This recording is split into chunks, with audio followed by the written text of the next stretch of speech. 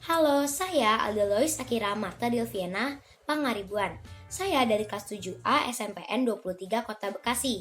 Hari ini saya akan menjelaskan poin-poin tentang kegunaan batu pada zaman purba dan juga menjelaskan poin-poin tentang zaman.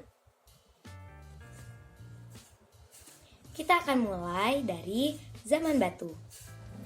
Kita akan mulai dari menjelaskan poin-poin penting kegunaan batu pada zaman purba.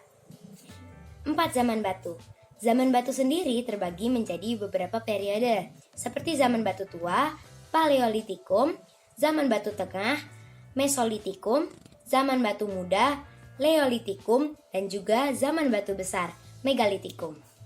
Kegunaan di zaman purba yaitu kegunaan batu, alat pemotong, dan senjata, berfungsi sebagai sarana untuk memburu, memotong, dan bertahan.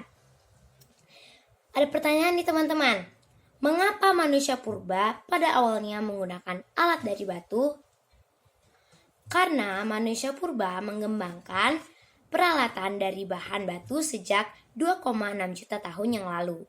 Batu digunakan karena batu merupakan bahan alami yang sangat mudah ditemui. Sekarang aku akan menjelaskan poin-poin penting tentang zaman. Zaman adalah masa atau jangka waktu yang panjang atau pendek yang menandai sesuatu. Pertama ada zaman Arkeozoikum atau biasa disebut dengan Arkean.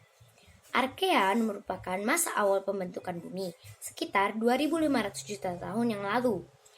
Permukaan bumi masih jauh dari stabil, sehingga tidak ada kehidupan pada masa ini. Kedua, yaitu zaman primer.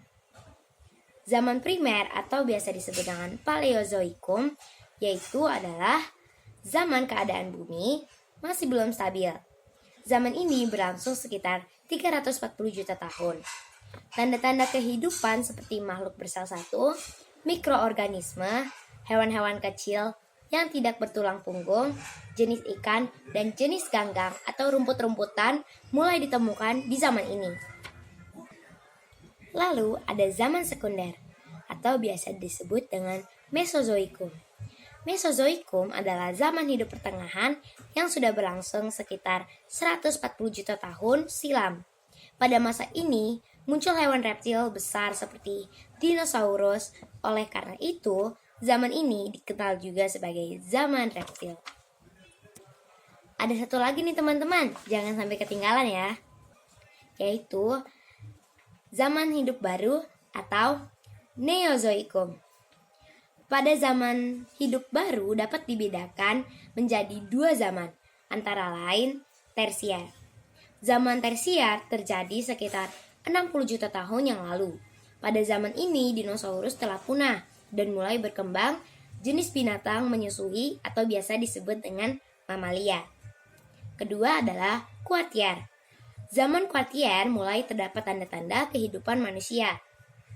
Pada zaman ini merupakan zaman terpenting bagi kemunculan aktivitas manusia.